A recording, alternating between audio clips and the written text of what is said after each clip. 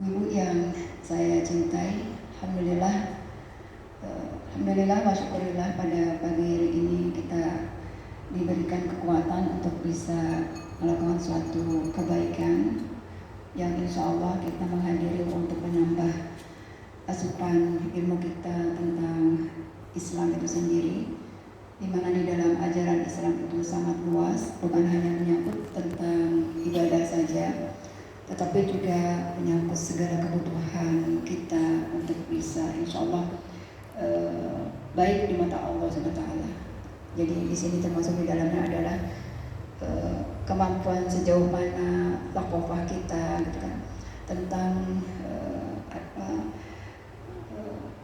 perjalanan hidup dari para tokoh-tokoh besar, ya, mulai dari nabi dan rasul yang ada di dalam ajaran kita. Di dalamnya ada salah satunya Nabi Muhammad SAW, kemudian para sahabat yang insya Allah diridhoi oleh Allah SWT, sahabat dan sahabiah, dan juga insya Allah tabi'in tabi'at dan orang-orang muslim yang memiliki kekuatan untuk berpegang teguh kepada jalan Allah. Nah, untuk kali ini ya, topik kajian kita akan bertema tentang kisah dari para sahabiah pun, gitu kan. Kisah dari para sahabat, di dalamnya ada sahabiah, sahabat perempuan, sahabat wanita, dari banyak yang bisa kita pelajari di situ yang bertebaran di dalam hasanah sirah Islam itu sendiri. Nah, kita akan coba lihat di sini, salah satunya adalah Ummu Aiman. Gitu. Bunda sudah ada yang mendapatkan cerita tentang Ummu Aiman? Informasi? Ya, masih baru ya kita. Saya juga insya Allah masih baru. Jadi, nah, salah satunya adalah Ummu Aiman insya Allah, gitu kan. Jadi sahabiah, gitu kan. Di samping banyak para sahabiah yang menjadi mutiara ya, di dalam Islam itu sendiri. Nah, jadi di sini kita mencoba untuk mengajak bersama-sama, gitu kan. Mari kita berkumpul bersama, gitu, untuk bisa mendapatkan sesuatu yang besar, gitu kan, bersama dengan orang-orang yang diberi nikmat oleh Allah Subhanahu wa Ta'ala. Terbaca nggak Bu di situ ya? Insya Allah ya. Insya Allah. Jadi ini panggilan untuk kita. Ya. Jadi wa may yuti'illah wa rasul, dan barang siapa yang mentaati Allah dan Rasulnya, maka mereka itu akan dikumpulkan bersama dengan orang-orang yang dianugerahi nikmat oleh Allah Subhanahu wa Ta'ala. Ya. Faulaika ma'alladzina an'ama Allahu 'alaihim, bersama-sama dengan mereka di sini, wan nabiyyin, yaitu para nabi. Kemudian was-shodiqin, para shodiqin, wasyuhada, para syuhada, yaitu orang-orang yang mati syahid, ya. Kemudian was-sholihin, ya, orang-orang yang soleh, dan husnu wa ulaika rafiqa, dan juga orang-orang yang selalu berbuat kebaikan, dan mereka itulah teman yang sebaik-baiknya untuk kita. Itu adalah firman Allah di dalam surat An-Nisa, ya, ayat 69. Ya. Di sini Allah menjanjikan untuk siapapun kepada kita, ya, menjanjikan kepada hambanya, yaitu khusus yang taat dan taat kepada Allah dan juga taat kepada Rasulnya. Ya, dimana kita berusaha untuk menjalani itu ya Bu ya, ya Bun ya, menjalani untuk bisa selalu taat kepada keduanya. kan, agar kehidupan kita bisa selamat di dunia dan di akhirat. Dan manakala gitu kan ketaatan itu kita coba untuk salah satunya upayakan gitu kan, selalu ingin gitu kan dalam kehidupan kita dekat gitu kan, kemudian membersamai gitu kan, berusaha untuk mencintai bahkan pada mereka gitu kan, maka gitu kan, itu ganjarannya sangat luar biasa gitu. Karena mereka merupakan kelompok hamba-hamba Allah yang diberikan nikmat oleh Allah Subhanahu wa Ta'ala. Jadi kalau Allah itu sudah menjanjikan nikmat kepada hambanya, Allah akan memberikan suatu rahmat dan ridhonya, dan pasti insya Allah jaminannya adalah sebagai penghuni dari surga. Yang itu kan menjadi doa kita setiap hari ya Bun ya, bahwa hidup kita ya, ketika kita melakukan aktivitas apapun di sini yang merupakan aktivitas sementara, kita ingin di akhir nanti, di awal akhir mendapatkan tempat yang kita inginkan gitu, tempat yang membahagiakan, yaitu adalah surga gitu kan, dengan seluruh nikmat yang ada di dalamnya. Kita tidak ingin na'udzubillah min zalik ya, berada pada suatu tempat ya, dimana kalau di yaumul akhir ada dua tempat selain surga, yaitu an-nar, neraka gitu kan, yang kalau digambarkan dalam surat Muhammad gitu kan, surga insya Allah penghuninya dikasih beberapa nikmat, minuman dari susu yang mengalir, khamar sekalipun seperti itu ya, diridhoi gitu kan di sana gitu kan. Tetapi untuk penghuni surga juga, untuk penghuni neraka juga gambarannya sangat mengerikan gitu kan, kita baca di dalam surat Muhammad ya. Mereka diberi minum yang kalau kemudian minum itu langsung istilahnya jadi tengkorak ya, badannya itu sudah meleleh karena minumannya sangat panas gitu kan, sehingga tubuhnya hancur di situ. Dan diberikan makanan juga makanan yang membuat penghuni neraka itu tidak nyaman karena sakit yang dirasakan ketika dia memakan makanan tersebut. Jadi lain kalau penghuni surga, dan penghuni surga adalah salah satunya di sini orang-orang yang diberi nikmat oleh Allah, yaitu para nabi-nabi kita. Ya, insyaallah. Para sholihin, orang-orang para syuhada, orang-orang saleh, dan orang yang selalu melakukan suatu kebaikan. Nah, kita mencoba untuk membersamainya. Salah satunya seperti apa untuk bisa membersamai gitu kan? Mencoba untuk melihat seperti apakah mereka adalah dengan mencoba mencari informasi tentang sosok-sosok dari orang-orang yang diberikan nikmat tadi ya. Seperti apa sih kisah hidupnya, perjalanannya gitu kan, sampai kemudian bisa diberikan anugerah yang besar seperti itu. Jadi kita bisa mengambil pelajaran di dalamnya. Ini juga motivasi yang seperti ini untuk bisa menggali cerita kisah dari orang-orang yang diberikan keridhaan oleh Allah. Kita bisa lihat di sini dari sahabat yang mulia, lihat di situ ya Bu, dari Anas bin Malik radhiyallahu anhu ya. Jadi yang meriwayatkan hadis ini dari Rasulullah Muhammad SAW berkata bahwa kami, yaitu mereka para sahabat Rasulullah ya, tidak pernah merasakan suatu kegembiraan setelah masuk Islam ya. Seperti kegembiraan kami suatu mendengar Rasulullah Muhammad SAW itu bersabda, itu sampai beliau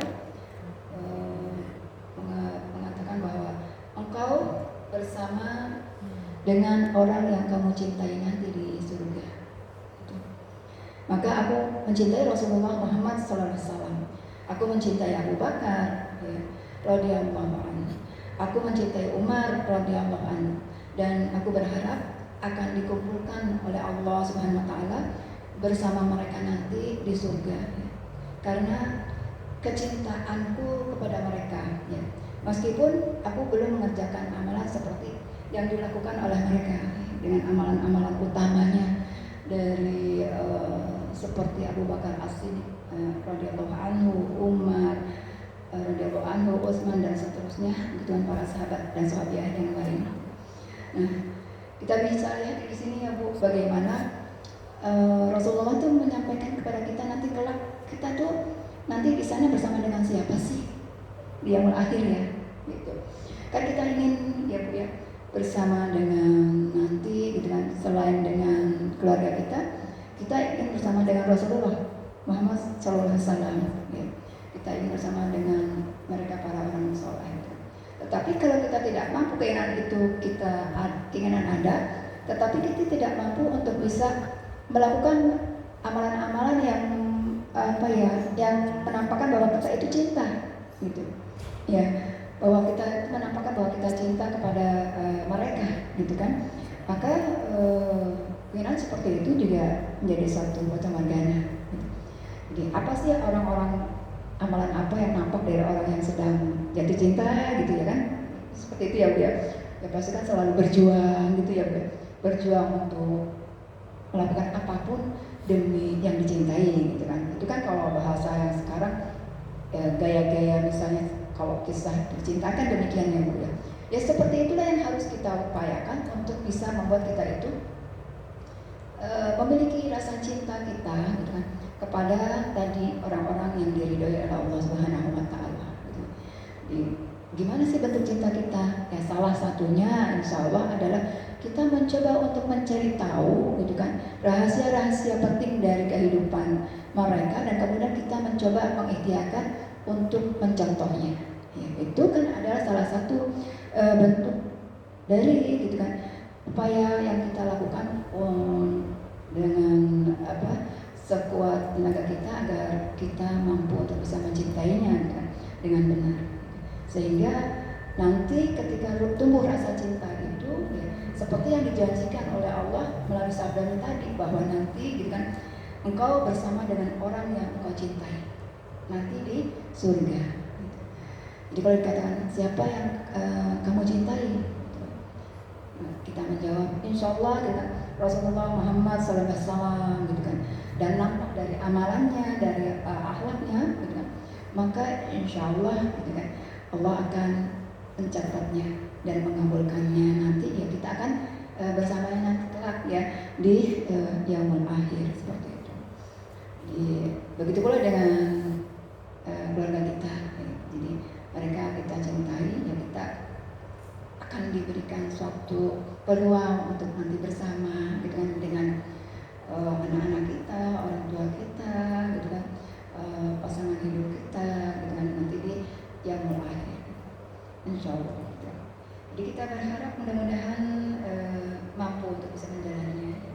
Jadi sabda Rasulullah yang utama di sini adalah yang kita perlu ingat, bahwa aku ingin bersama dengan orang-orang yang dicintai Allah, supaya tadi engkau nanti bersama dengan orang yang kamu cintai di tempat akhir, di yaumul akhir, di surga nanti.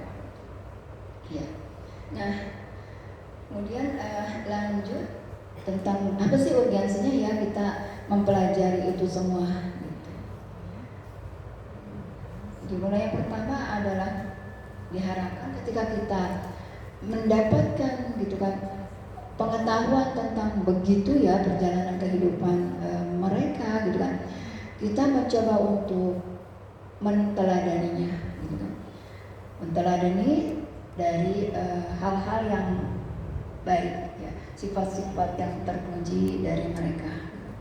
Dan juga sebaliknya kalau kita mempelajari tentang kisah dari orang-orang yang dimurkai oleh Allah, gitu kan, seperti kisah Fir'aun, kemudian siapa lagi Bu, Qarun, gitu, atau Abu Jahal ya, atau Abu Lahab dan seterusnya, gitu kan. Kita juga membaca kisah itu ya kan Bu. Tujuannya adalah untuk supaya kita menghindar dari sifat-sifat buruk yang tampak dari tokoh-tokoh tersebut. Jadi sangat penting kita mempelajari bagaimana kisah cerita perjalanan hidup orang-orang besar tadi, gitu kan, biografinya seperti apa, gitu.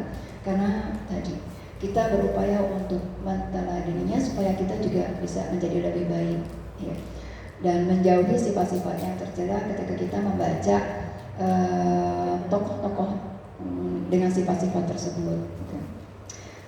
Dan kemudian yang kedua adalah peneguhan hati. Ya. Peneguhan hati ini disampaikan oleh Allah, gitu kan. Jadi dalam Al-Quran itu kan sering kita baca ya Bu, dalam tafsirnya ya, kisah-kisah tertentu ya, mulai dari kisah Ashabul Kahfi gitu ya Bu ya, kisah para pemuda yang untuk menyelamatkan akidahnya gitu kan, sampai kemudian pergi ke dalam gua begitu ya, dan kisah yang lain gitu kan, di samping kisah Ashabul Kahfi, kisah bagaimana misalnya dalam juz 30 itu banyak gitu kan kaum muslimin yang karena mempertahankan akidahnya kemudian dibantai di situ gitu kan.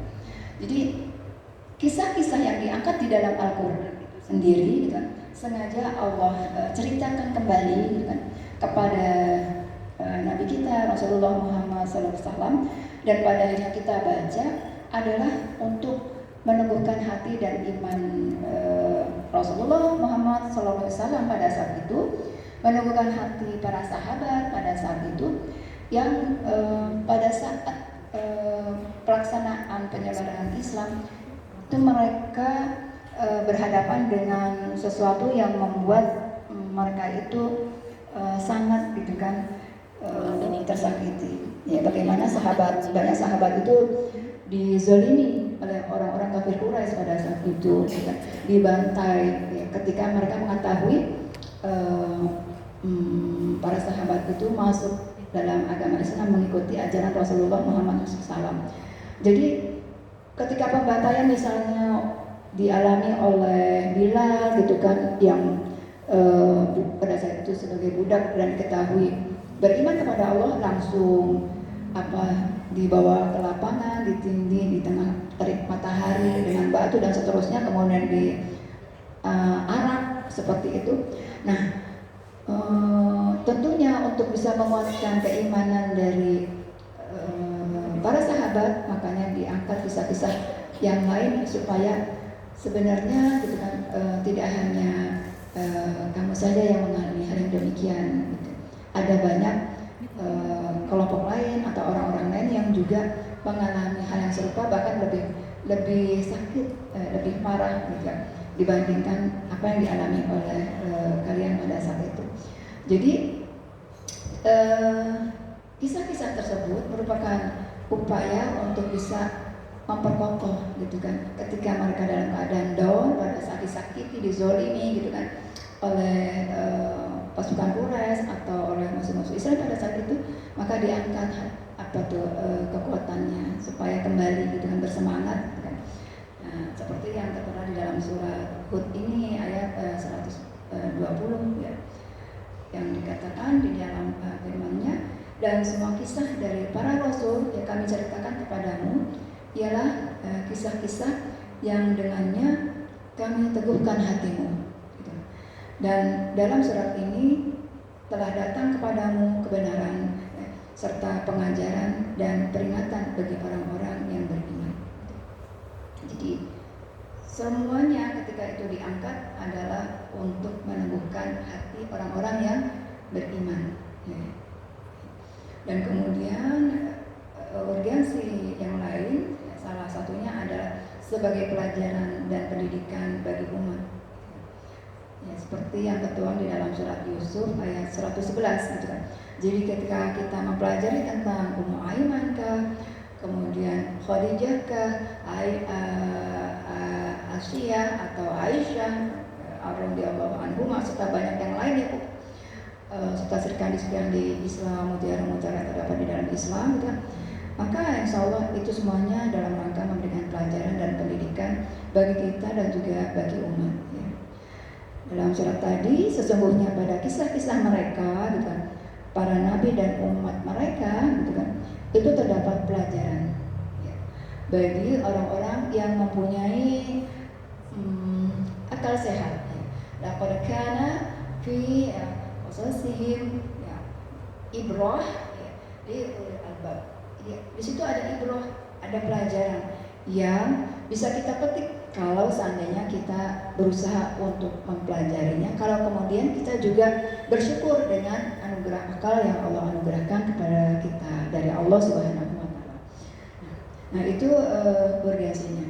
Jadi sangat penting bagi kita untuk terus membuka lembaran-lembaran kisah dari mereka, itu terutama Nabi kita Muhammad SAW, para nabi-nabi kita dalam ajaran Islam, kemudian para sahabat seperti apa sih yang kemudian berjuang gitu kan, dengan seluruh bagian dari kehidupannya itu diserahkan untuk Islam gitu kan. Sahabat juga demikian, dan seterusnya di bawahnya sampai saudara-saudara kita pada saat ini adalah dalam rangka tadi, insya Allah ya, supaya kita juga mencoba menjadi bagian dari orang-orang yang diberikan nikmat tadi, ya Bu. Bukan hanya sekedar kemudian berhenti kita baca, tapi kita mencoba untuk mengamalkannya. Jadi kita berusaha keutamaan misalnya dari kalau Ummu Aiman misalnya pada rajin untuk berpuasa, kalau begitu saya ingin gitu kan seperti Ummu Aiman gitu kan. Nah, salah satu sahabiah yang rajin untuk berpuasa.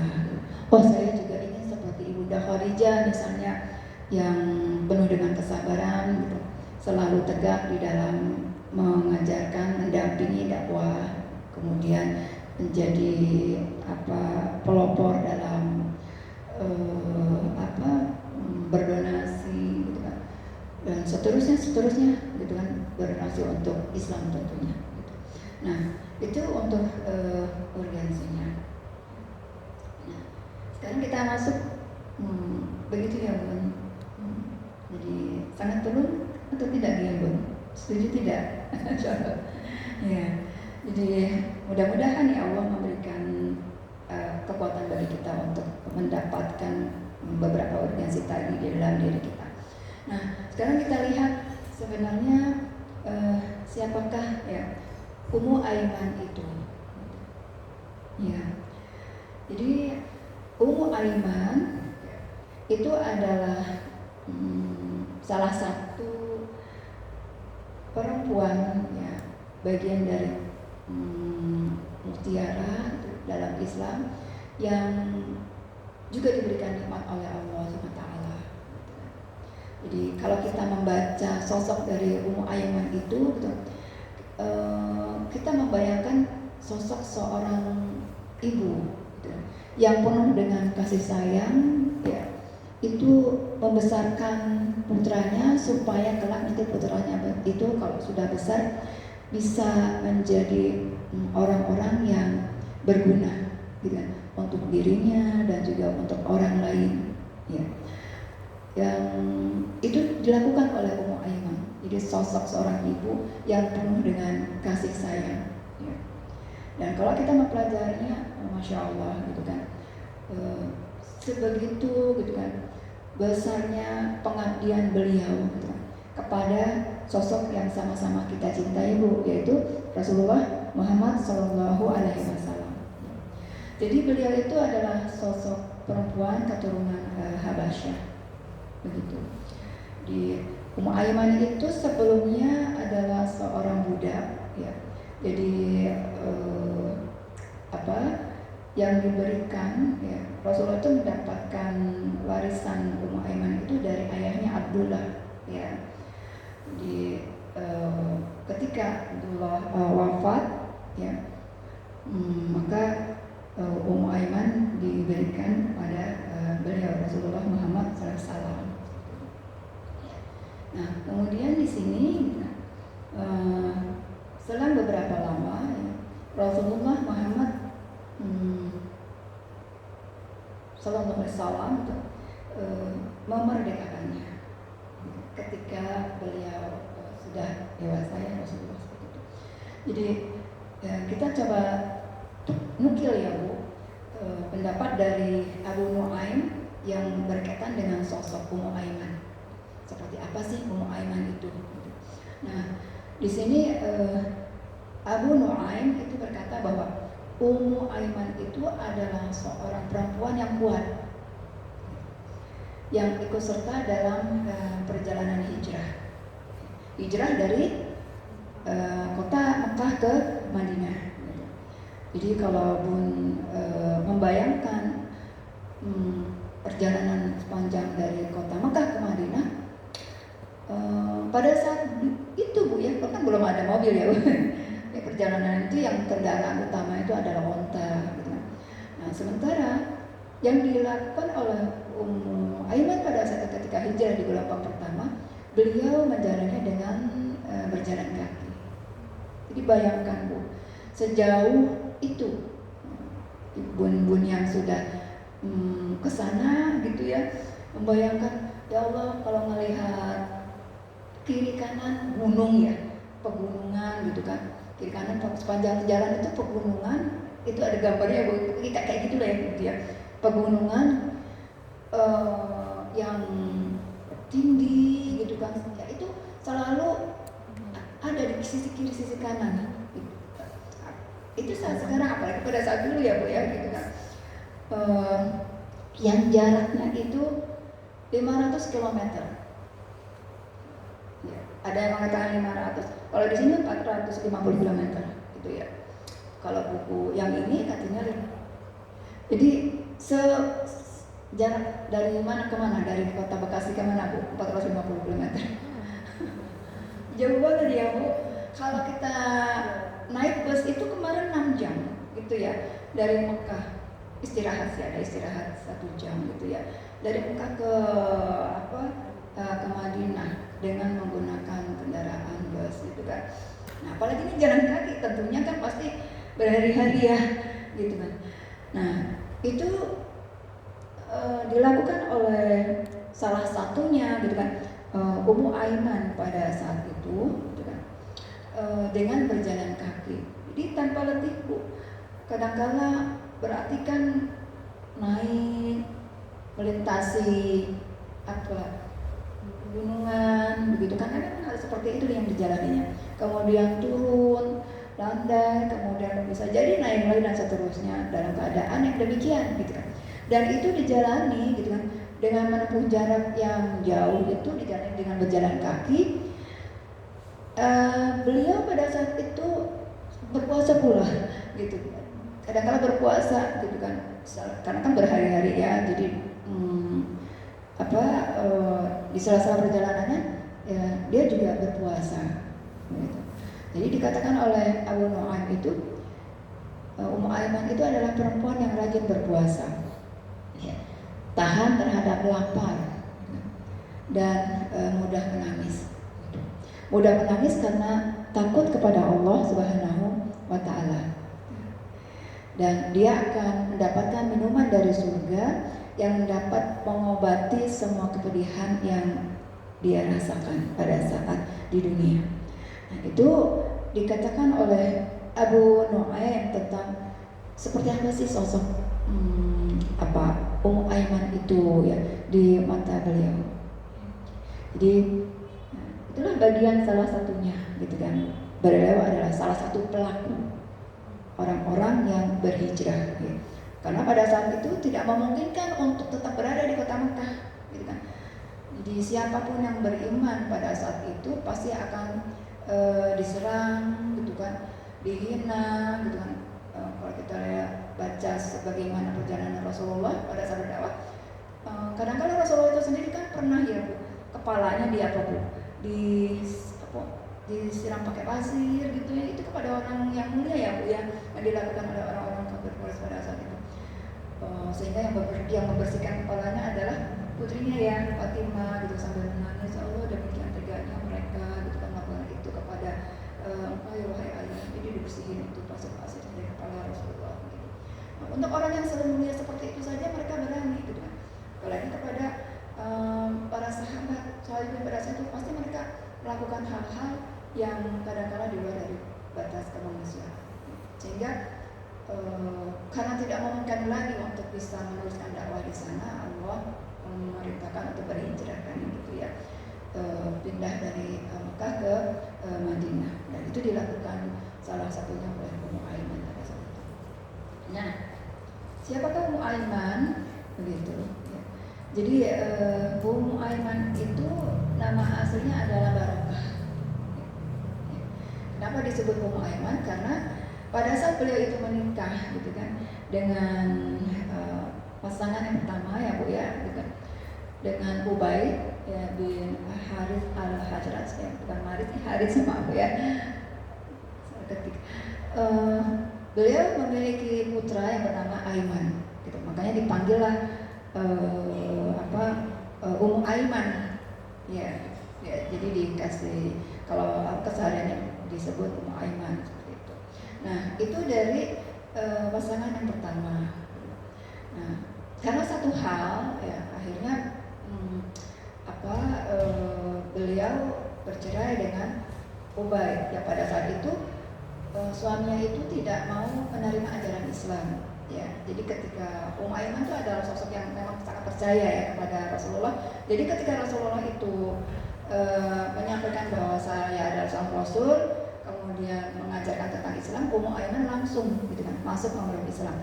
Tapi beda dengan suaminya gitu. Suaminya tidak mau. Pada akhirnya mereka bercerai dan kemudian Ummu Aiman menikah kembali dengan Zaid bin Harithah.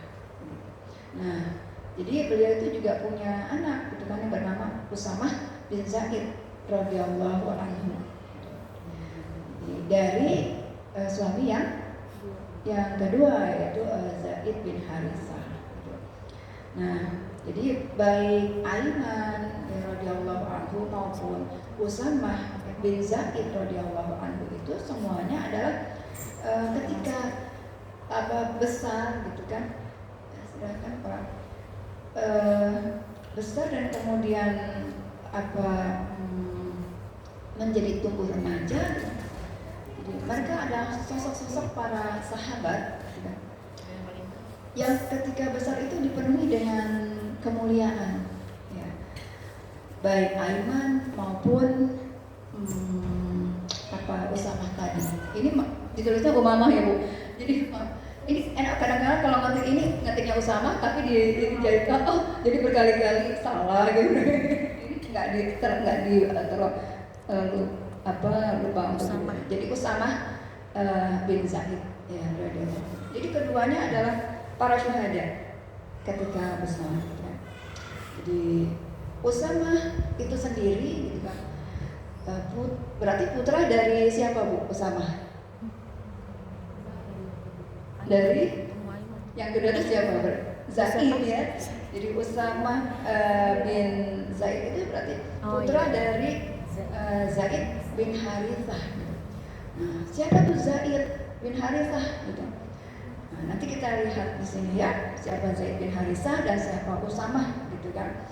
Jadi Ummu Aiman itu sekali lagi Bu ya, mengenal Rasulullah Muhammad Shallallahu Alaihi Wasallam itu berarti kan sejak kecil ya, sejak kecil karena kan budak dari yang diberikan dari ayahnya, itu diberikan ketika dalam kandungan itu sudah gitu kan, lahir berarti sudah ada tuh Ummu Aiman. Gitu. Makanya ketika suatu saat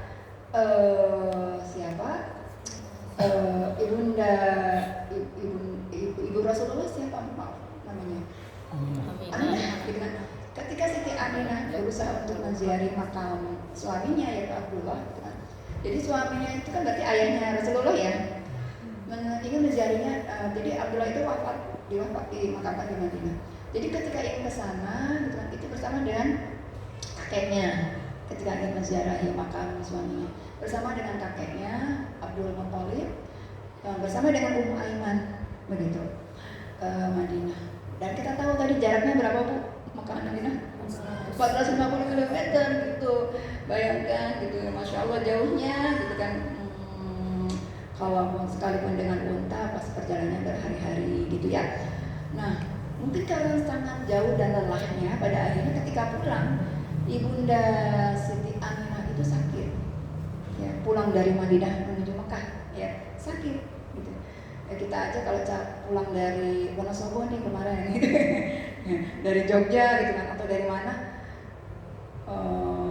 badan kita terasa letih ya Bu ya, capek gitu karena jauhnya. Apalagi ini 400 km. Jadi di tengah perjalanan kembali pulang ke Mekah, Bunda Siti Aminah itu sakit dan pada akhirnya wafat ya di sana gitu kan. Jadi beliau wafat di Abwa ya, sebuah perkampungan antara Madinah dan Mekah gitu. Nah berarti kan tinggallah Rasulullah dengan siapa tuh pada saat itu? Ya dengan kakeknya dan dengan tadi budaknya ya Ummu Aiman gitu, ya Allah gitu kan. Berarti Rasulullah masih kecil sudah yatim piatu ya gitu, ditinggal oleh ayahnya pada saat di dalam kandungan, kemudian nggak jauh setelah lahir gitu kan ditinggal oleh ibunya, dan kemudian dipelihara oleh kakeknya gitu kan, ditemani dengan Ummu Aiman pada saat itu ya, yang memang diberikan amanah tadi ya.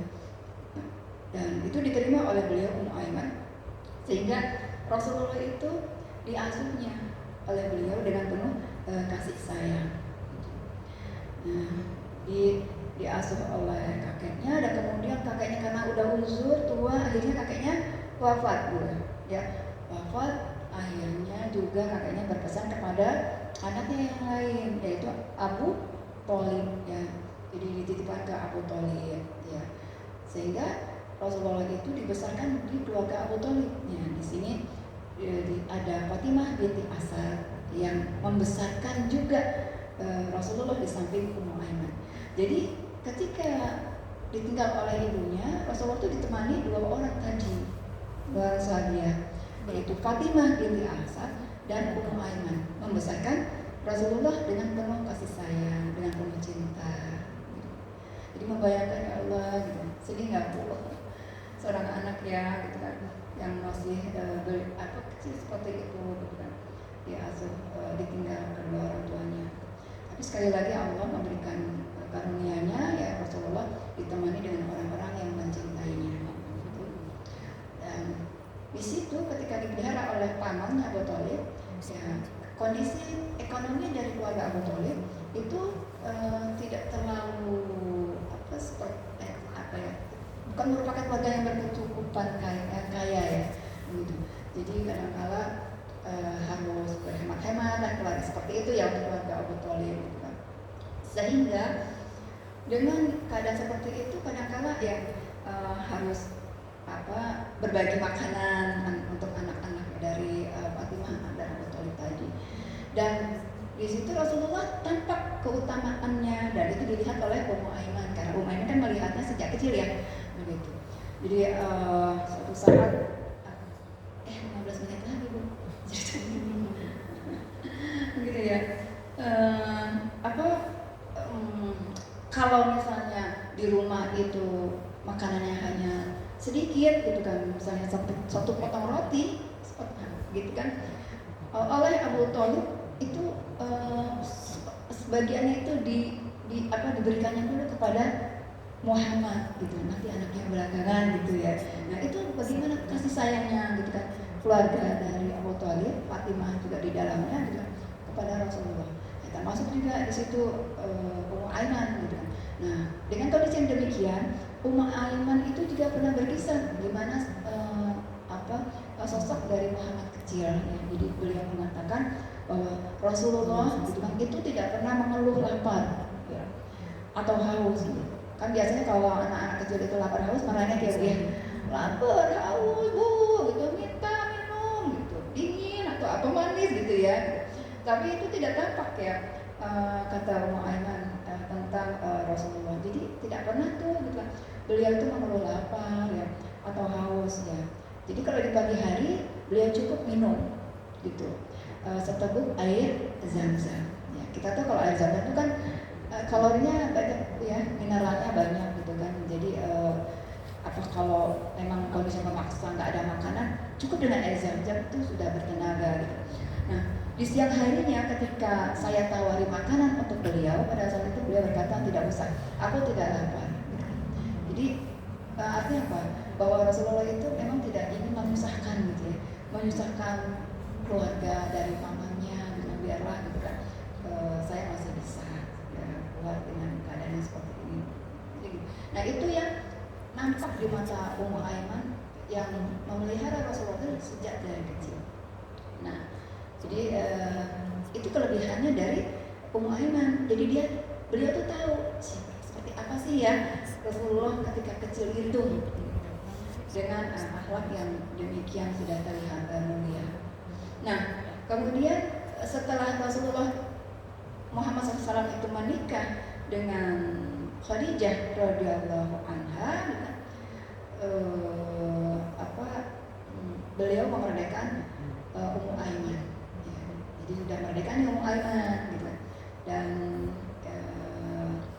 setelah merdeka beliau tadinya menikah gitu kan dengan Ubaid, tapi nggak lama karena kan nggak mau masuk Islam Ubaid ya. Akhirnya beliau menikah kembali dengan siapa tadi Bu?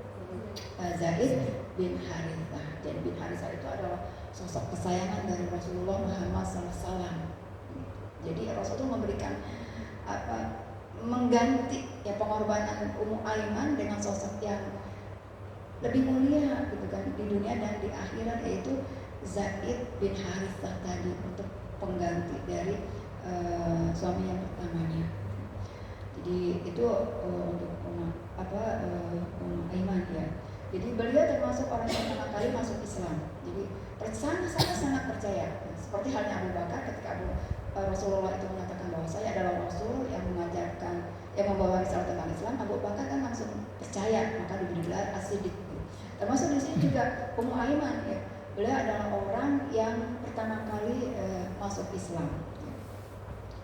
Ketika beliau mendengar bahwa Muhammad itu adalah sebagai Rasul, mengajarkan ajaran Islam, jadi nggak ada ragu sedikit pun, nggak ada pertanyaan kok bisa sih gitu kan, ntar dulu berpikir dulu gitu ya, tidak, jadi langsung gitu kesamaan matang. Nah itu tentang bagaimana gitu kan Rasulullah memerdekakan Ummu Aiman pada saat beliau nikah. Nah, saatnya kebahagiaan tiba. Ini tulisannya tiba ya Bu, bukan Tina. Jadi ada salah kecil lagi. Jadi tadi ya, kalau berpisah sedih nggak Bu? Sedih ya, sama gitu kan. Sedihnya Ummu Aiman gitu kan, berpisah dengan suami, tapi memang harus berpisah karena suaminya nggak mau memeluk Islam. Jadi setelah berpisah dengan Ubaid, tadi Ummu Aiman itu menikah ya, dengan Zaid bin Harithah, seorang pemuda soleh kesayangan Nabi Muhammad SAW. Jadi Zaid itu sejak kecil tinggal bersama dengan Rasulullah ya, karena Zaid itu tadi adalah budak milik dari istrinya Khadijah radhiyallahu anha ya. Jadi ketika menikah dengan Rasulullah meminta Zaid ya supaya menjadi miliknya dan diberikan itu Zaid kepada Rasulullah. Nah di situ ketika masih kecil Zaid kan karena bersama dengan keluarga Rasulullah pasti mempelajari Bu ya banyak hal tentang bagaimana kehidupan dari Rasulullah dan keluarganya, dan semangat untuk belajarnya itu tinggi dari Zaid bin Harithah, sehingga Rasulullah itu sangat menyayangi Zaid bin Harithah seperti anaknya sendiri. Nggak ada perbedaan perlakuan antara putri beliau dengan keberadaan Zaid, sehingga itu dijadikan satu kesempatan bagi Zaid untuk banyak menimba ilmu.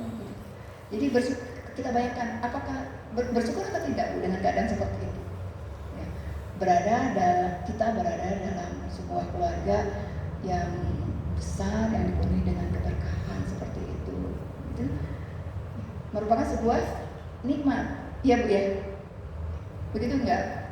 Ya, nah itu yang dialami oleh Zaid. Ya, jadi ketika kecil kemudian tumbuh besar, ya tumbuh besarnya itu bersama dengan Rasulullah Muhammad SAW,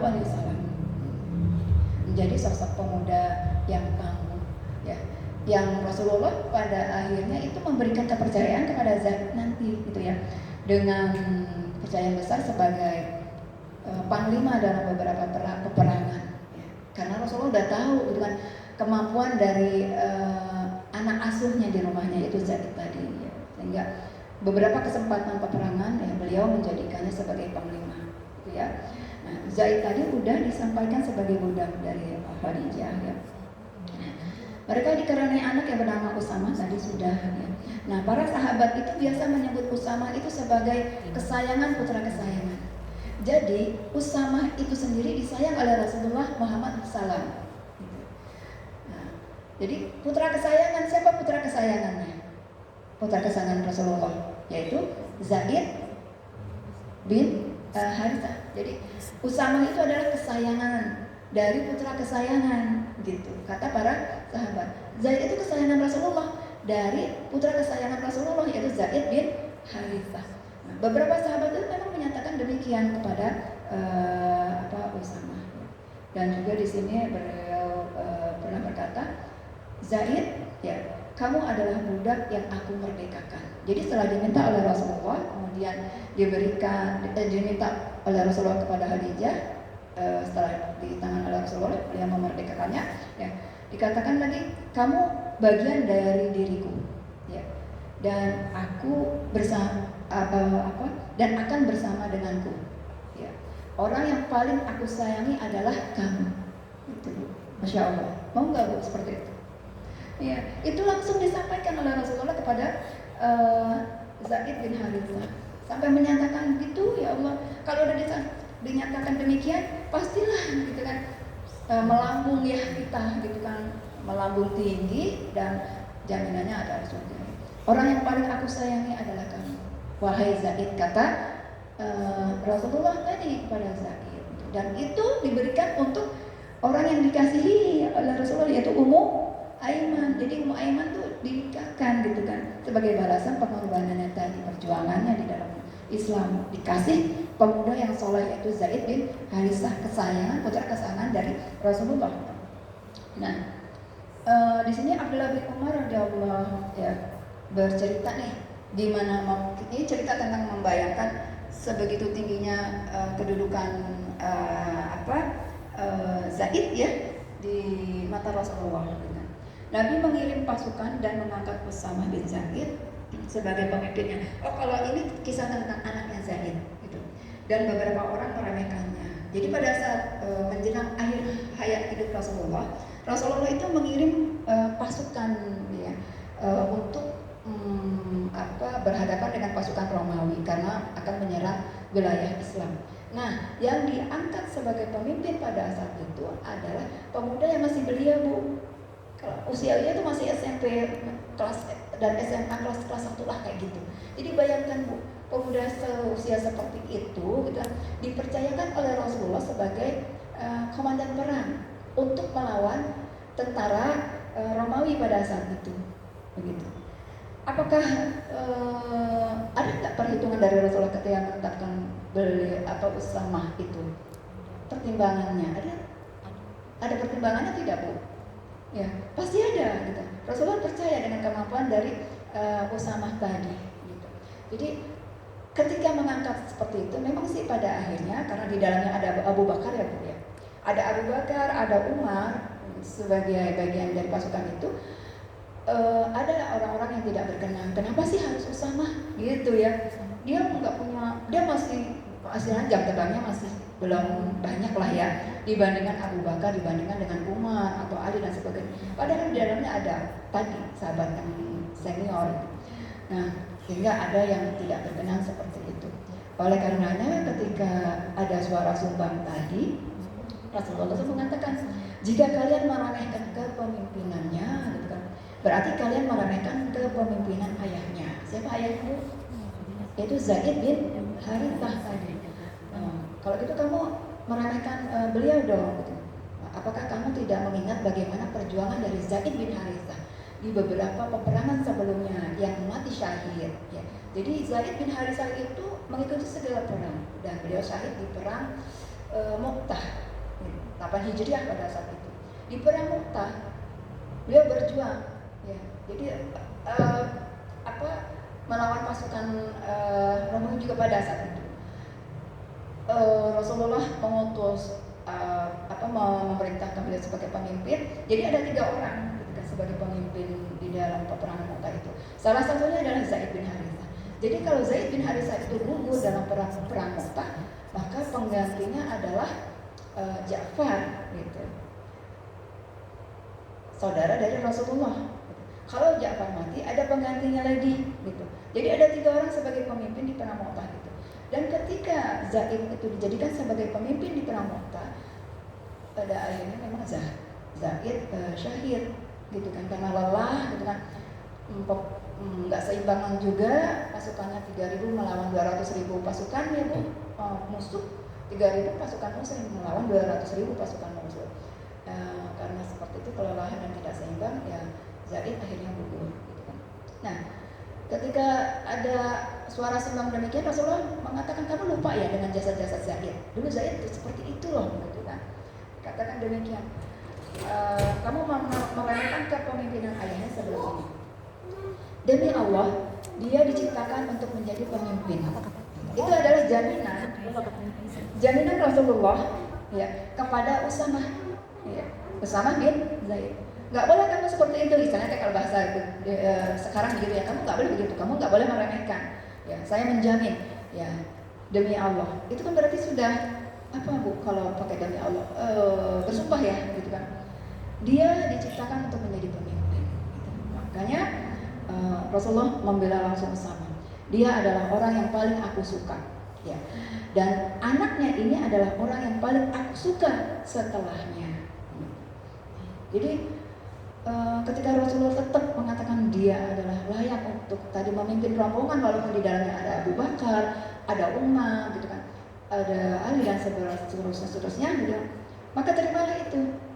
Jadi itu adalah keputusan yang dibuat oleh Rasulullah Muhammad SAW untuk bisa diikuti oleh umatnya pada saat itu, sama otoman. Karena pasti ada pertimbangannya, begitu. Maka diputuskan seperti itu dan tetap berjalan. Dan memang Bu, alhamdulillah gitu kan. Nanti kita lihat sejarah ke depannya. Ketika menjelang itu kan menjelang akhir wafat dari Rasulullah ya Bu ya. Usamah akhirnya tetap diberangkatkan gitu kan, tetap diberikan amanah seperti itu ya, pasukannya juga sama wa ta'at, kami dengar dan kami taat, maka ya sudah berjalan ya, pasukan itu melawan pasukan Romawi, dan ya, kemenangan itu didapatkan oleh pasukan Muslim yang dipimpin oleh seorang pemuda yang masih belia, yaitu tadi siapa namanya Bu? Usamah bin Zaid, yang diremehkan gitu, ih apaan sih gitu ya, masuk kecil, jam terbangnya kecil dan sebagainya gitu. Nah itu adalah anak putra dari Ummu Aiman ya. Nah itu kata Abdullah bin Umar tentang bagaimana gitu kan cintanya Rasulullah kepada putra dari Ummu Aiman, yaitu Usamah ya, putra dari Ummu Aiman.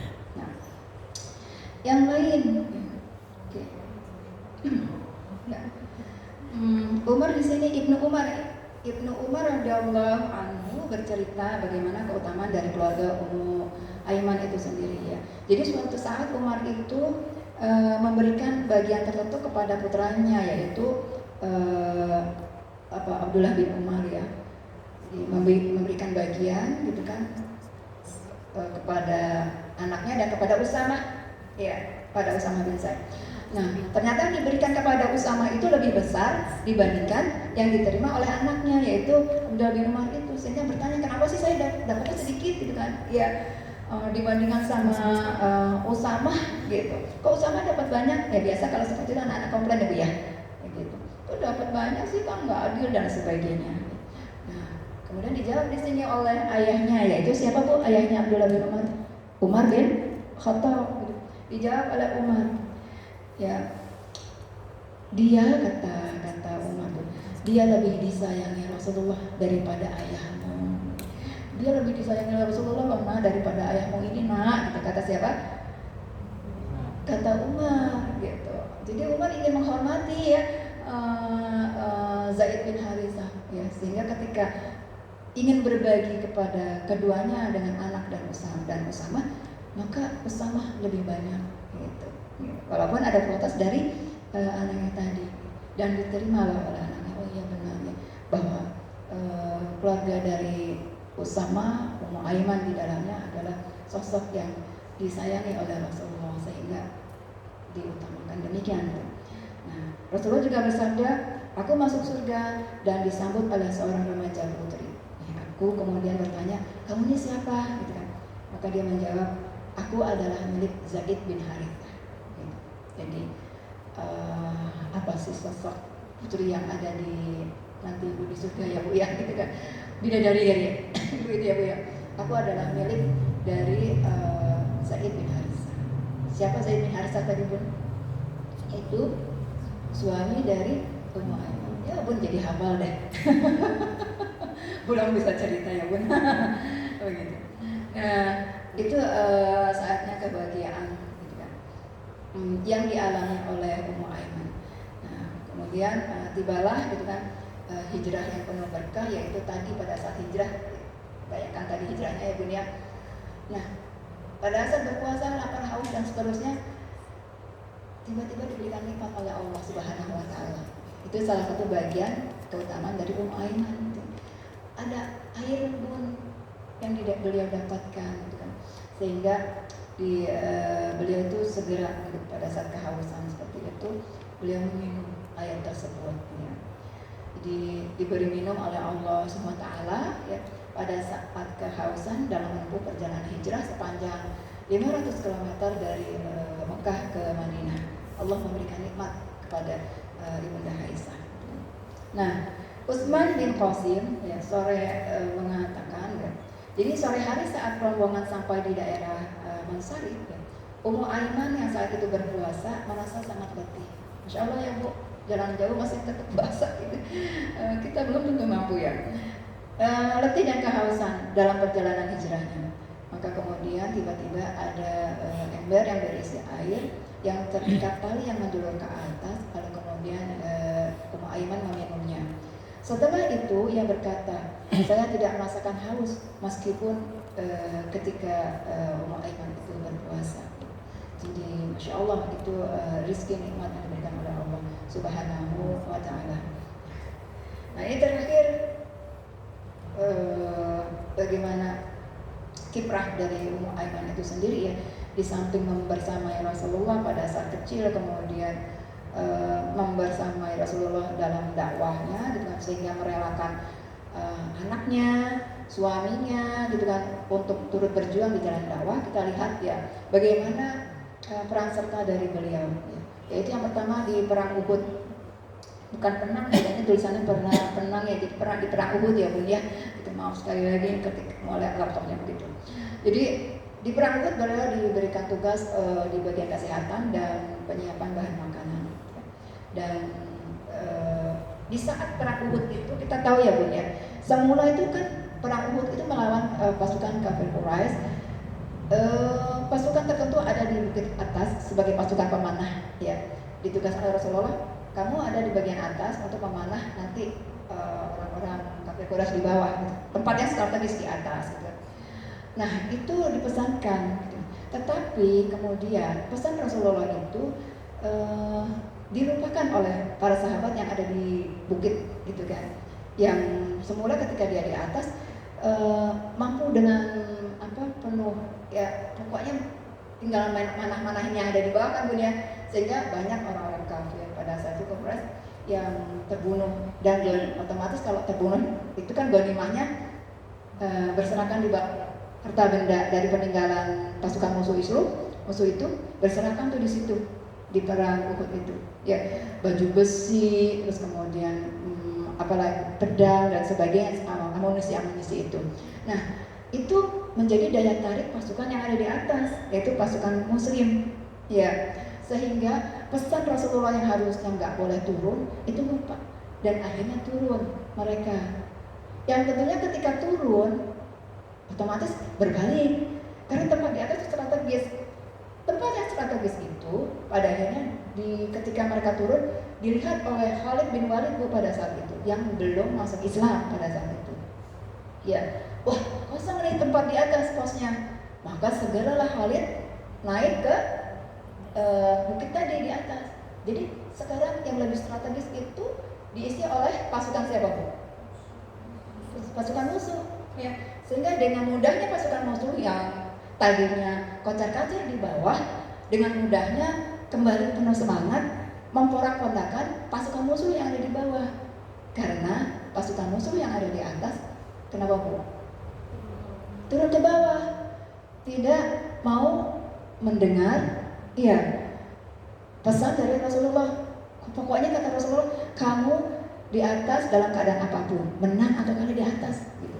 Tapi nggak mau tuh, jadi masing-masing udah aja jalan gitu kan.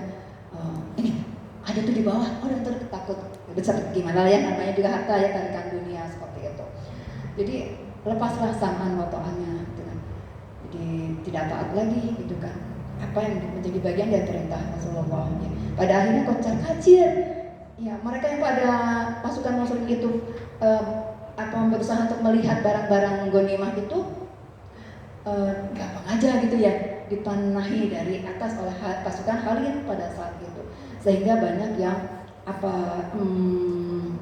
kabur gitu kan, karena dipanahi gitu. Wah, pokoknya pasukan musuh menjadi peluang menangnya menjadi hilang pada saat itu. Banyak yang berlari. Nah, di sini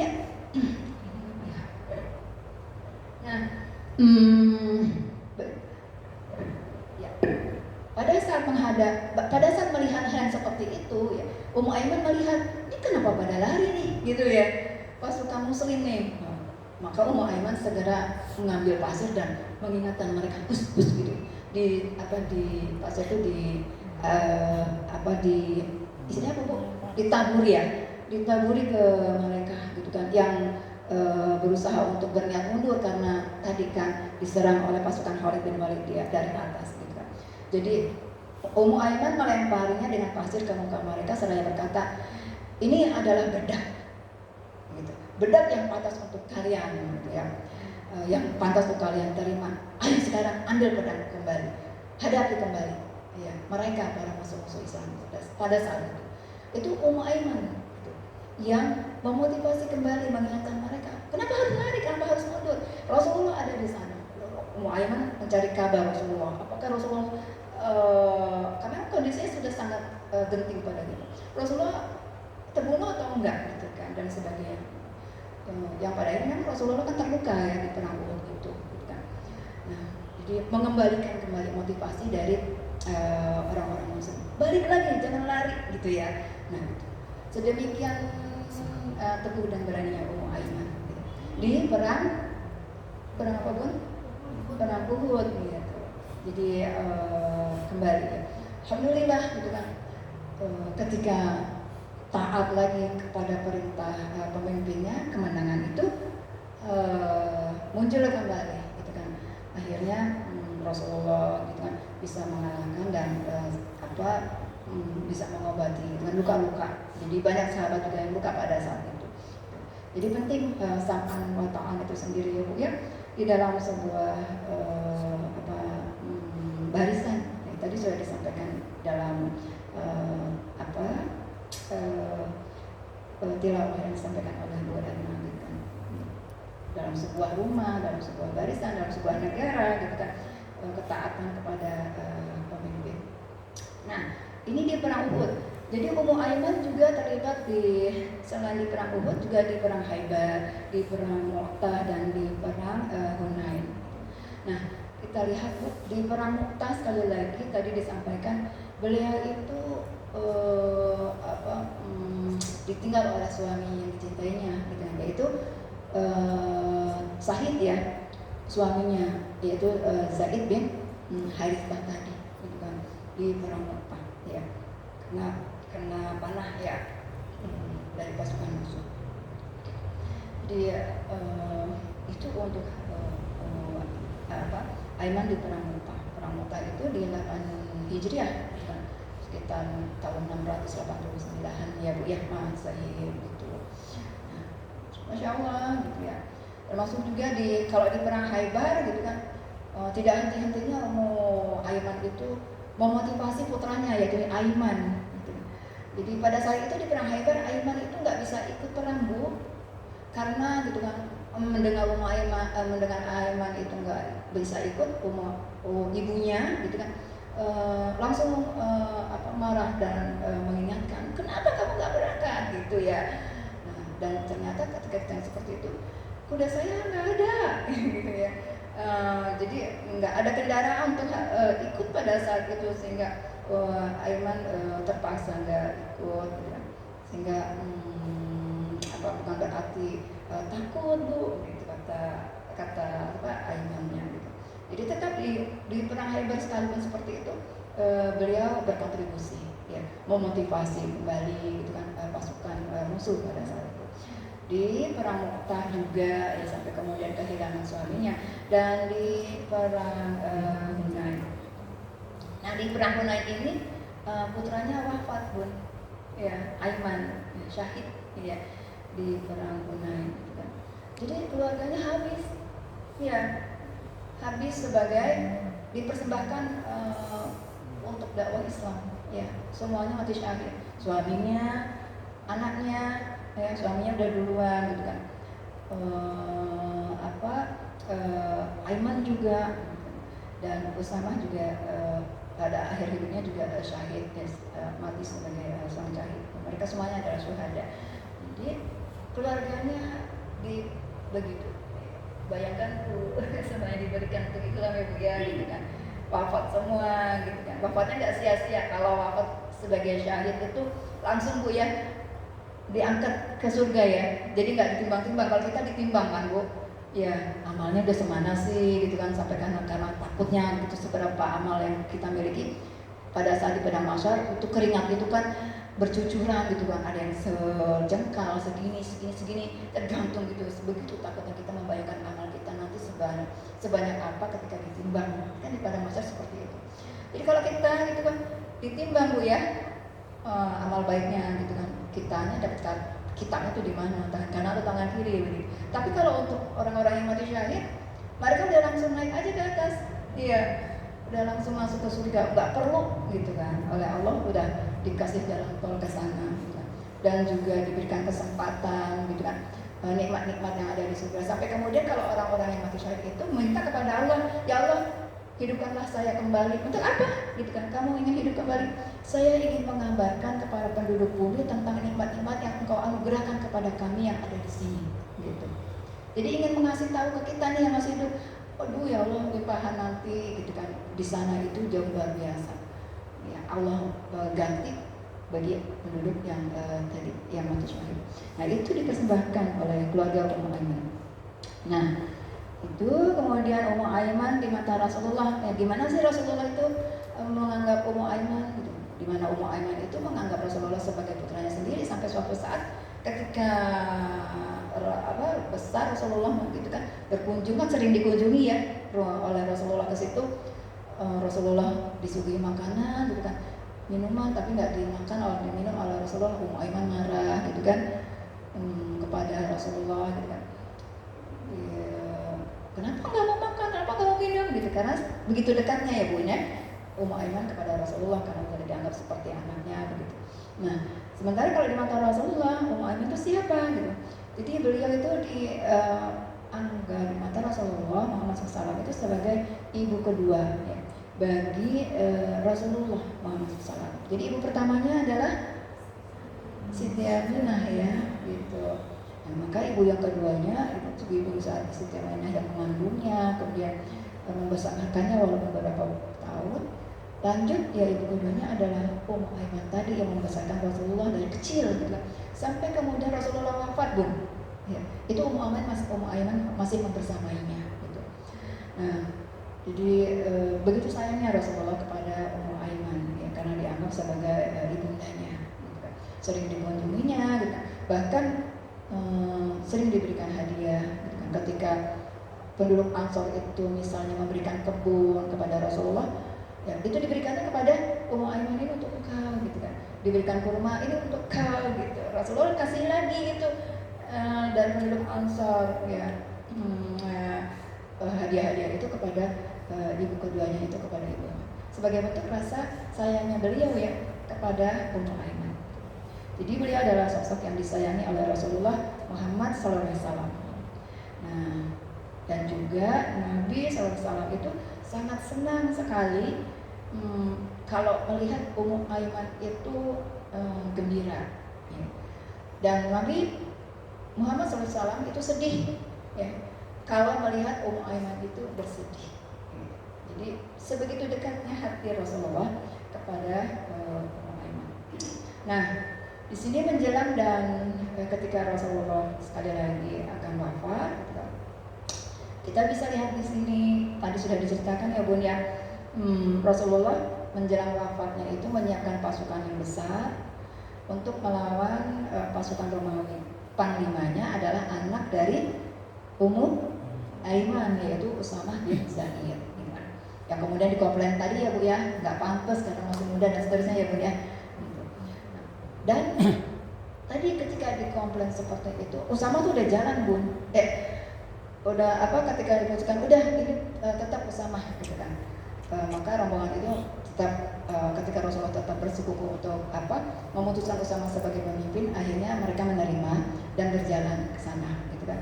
Di tengah perjalanan pasukan Usamah itu mendengar Rasulullah jatuh sakit ya, karena menjelang akhir hidup dari beliau jatuh sakit.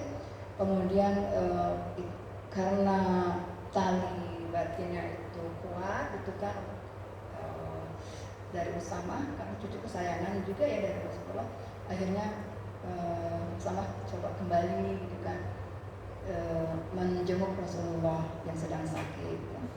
Nah di situ Rasulullah menguatkan, kamu tetap berjalan nanti ke depan sesuai dengan arahan dari beliau, hadapi mereka pasukan Romawi itu. Nah disitulah kemudian Usamah didoakan oleh Rasulullah Muhammad Sallallahu Alaihi Wasallam. Jadi doa orang yang sakit itu kan dikabulkan ya Bun. Jadi kalau kita menjenguk yang sakit ya kita disunahkan untuk minta doa ya kepada yang sakit, doain dong gitu. Kan doa dari yang sakit itu dikabulkan. Itu untuk orang yang biasa. Apalagi ini yang sakit adalah Rasulullah Muhammad SAW gitu kan. Doa Rasulullah itu sendiri langsung diijab ya gitu kan. Jadi 2 kali lah itu ijabnya ya. Beliau dan beliau sedang sakit. Jadi hatta dalam keadaan sakit seperti itu sekalipun Rasulullah mendoakan bersama supaya tadi beliau menjadi sosok pemuda yang mampu untuk bisa meneruskan risalah Islam dan memimpin rombongan untuk melawan pasukan musuh itu, menghasilkan kemenangan gemilang. Nah itu didoakan oleh Rasulullah saat itu. Nah, di sini digambarkan gitu doanya beliau itu, ini ya katanya, mana ya Pak?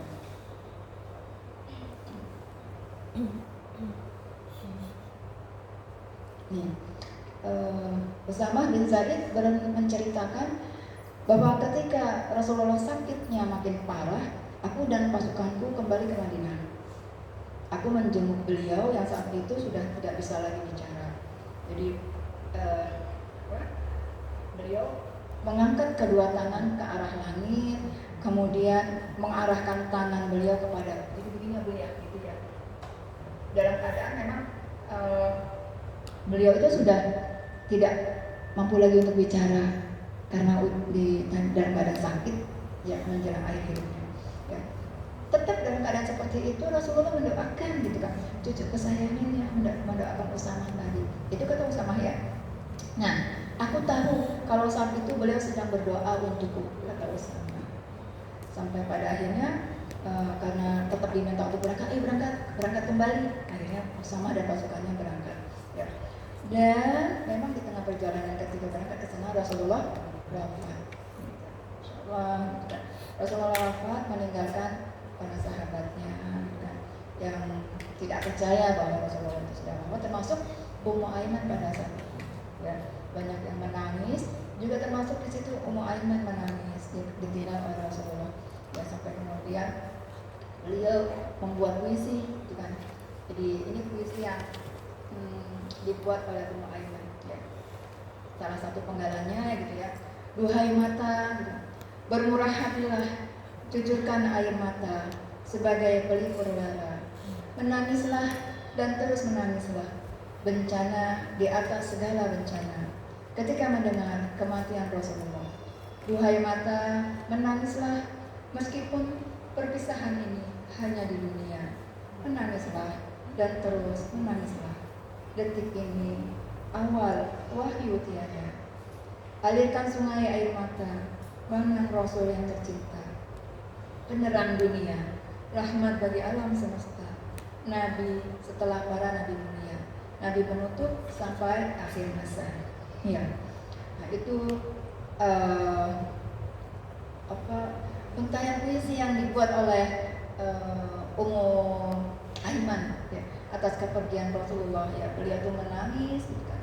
Dan ketika ditanyakan, ketika sudah dikuburkan pula masih menangis, dikunjungi oleh sahabat, kenapa kamu masih menangis pula gitu kan. Rasulullah sudah tiada, bangkit katanya begitu ya. Dan dijawab oleh Ummu Aiman, saya menangis bukan karena hal yang seperti itu gitu. Tapi saya menangis adalah gitu, bukan maksudnya meratapi gitu ya, tapi saya menangis karena wahyu sudah berhenti sejak kepergian dari Rasulullah Muhammad SAW. Wahyu sudah tidak ada lagi, kata Ummu Aiman. Jadi beliau menangis. Oleh karena kan tadi dikatakan di pembukaan bahwa Ummu Aiman itu tipe orang yang sering menangis karena hatinya mudah untuk tersentuh ya. Termasuk ketika ditinggal oleh Rasulullah, menangisnya adalah sudah tidak ada lagi wahyu yang turun kepada umatnya, berhenti di situ. Itu untuk bagaimana Ummu Aiman itu membersamai sampai Rasulullah itu wafat ya. Dan setelah wafat pun gitu kan beliau masih tetap ya. Jadi diberi umur panjang beliau itu di era Abu Bakar Ummu Aiman tetap berkiprah, di era Umar radhiyallahu anhu beliau tetap berkiprah juga, dan di sampai di era Utsman ya, kekhalifahan yang ketiga ya Bun ya. Di era Utsman beliau wafat ya. Jadi beliau itu diberi umur yang panjang oleh Allah Subhanahu wa taala. Tetapi umur yang panjang itu sangat bermakna ya Bun, karena diisi untuk membersamai dakwah Rasulullah dan Muhammad SAW. Jadi mudah-mudahan gitu kan kita bisa mencontoh beliau gitu kan. Semoga Allah meridhai pengasuh Rasulullah ya, Muhammad SAW itu Muhammad tadi kan, jadi panutan sejati ya bagi kita semua wanita seluruh dunia gitu. Dan kejernihan hati ya, semangat perjuangannya dan pengorbanannya untuk kebenaran semuanya ada padanya, sehingga kita bisa mengambil pelajaran dari perjuangan dan keilmuan dari beliau yang sosok wanita teladan. Salah satunya itu Ummu Aiman. Seperti Bun. Assalamualaikum warahmatullahi wabarakatuh.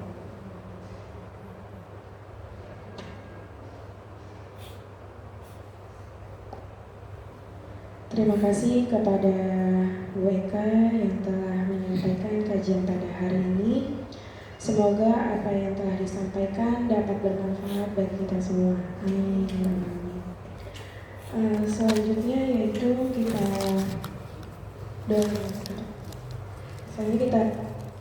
tutup untuk kajian hari ini dengan pembacaan doa yang akan disampaikan